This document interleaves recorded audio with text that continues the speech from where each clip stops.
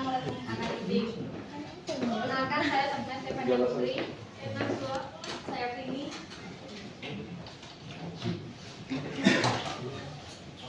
Learning analytics atau LA. Learning analytics adalah proses mengumpulkan, mengolah, dan menganalisis data aktivitas belajar siswa untuk membantu meningkatkan hasil belajar dan membuat keputusan pendidikan yang lebih tepat.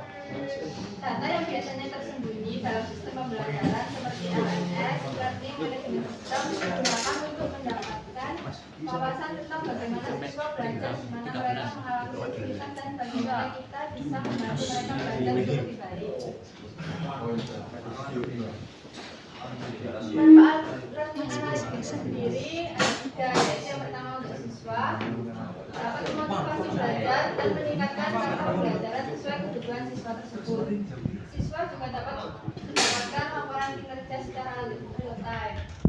Yang ketiga, sistem penyaranan materi dan waktu belajar yang cocok berdasarkan data. Yang kedua, manfaat untuk guru. Guru dapat mendeteksi siswa yang membutuhkan perhatian khusus, serta guru juga bisa mengevaluasi dan memperbaiki metode pengajaran untuk siswa. Yang ketiga, perencanaan materi ajar berbasis data.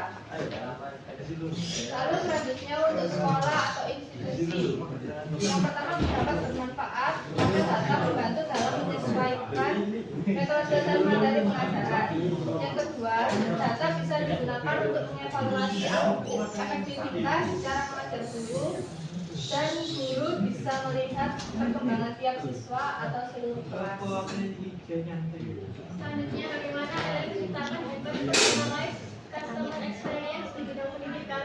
Yang pertama itu identifikasi yang belajar dan prosesi, yaitu dapat menganalisis stok interaksi waktu yang dihabiskan Cateng nggak apa itu saya muka aku. Yang kedua, ada rekomendasi konten yang tepat, menggunakan algoritma machine learning untuk memetakan data belajar siswa, mengidentifikasi celah pengetahuan, dan Face ID kelihatan. daya yang relevan. Yang ketiga, ada penyesuaian kesulitan dan kecepatan belajar, memantau kinerja kuis, waktu penyelesaian tugas, dan tingkat akurasi untuk menyesuaikan kesulitan. Yang keempat, umpan balik dan personalisasi penilaian dengan menganalisis jawaban siswa membandingkan dengan jawaban yang benar dan menyusun umpan balik yang terarah. Yang kelima, pengembangan kurikulum yang adaptif dengan mengaggregasi data dari banyak siswa untuk mengidentifikasi tren, titik lemah dalam kurikulum atau materi yang kurang efektif. Selanjutnya adalah tujuan dari learning analytics. Yang pertama ada memahami perilaku dan kebutuhan belajar siswa, kemudian meningkatkan efektivitas proses pembelajaran, lalu memberikan rekomendasi personal atau personalized learning, dan yang terakhir adalah membantu pengambilan keputusan berbasis data oleh pendidik dan lembaga. Jadi pada intinya tujuannya adalah untuk memahami bagaimana siswa belajar, meningkatkan proses pembelajaran, dan mengoptimalkan lingkungan belajar itu sendiri. Kemudian ini ada jenis-jenis dari learning analytics. Yang pertama ada analisis diagnostik.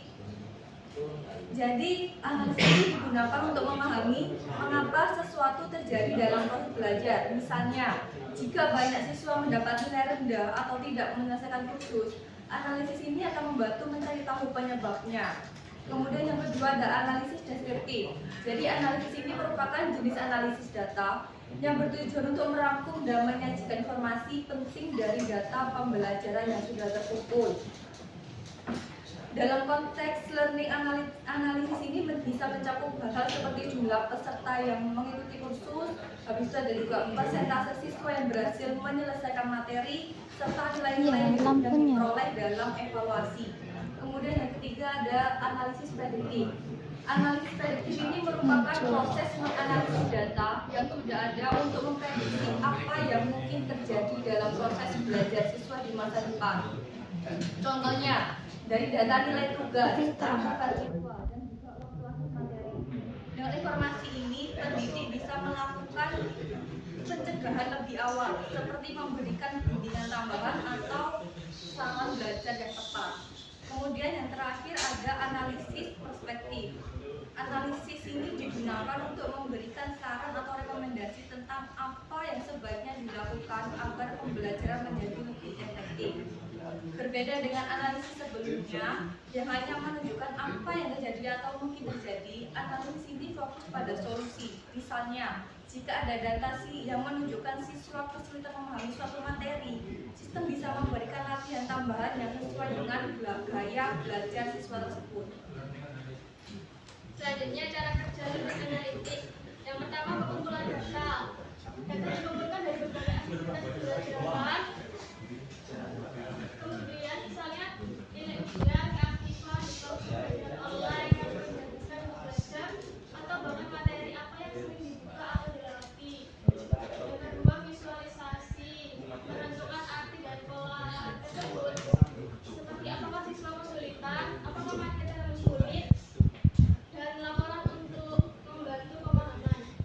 Selanjutnya, pengolahan dan analisa data. Data diolah menggunakan teknik statistik atau machine learning untuk melihat pola-pola tertentu. Selanjutnya, tindakan berdasarkan hasil analisis. Guru atau sistem dapat memberikan rekomendasi personal atau penyesuaian materi. Contohnya yang menerapkan learning analitik itu ada Ruang Guru, Zenius, dan Quantify. Sekian. Mungkin ada yang dipertanyakan.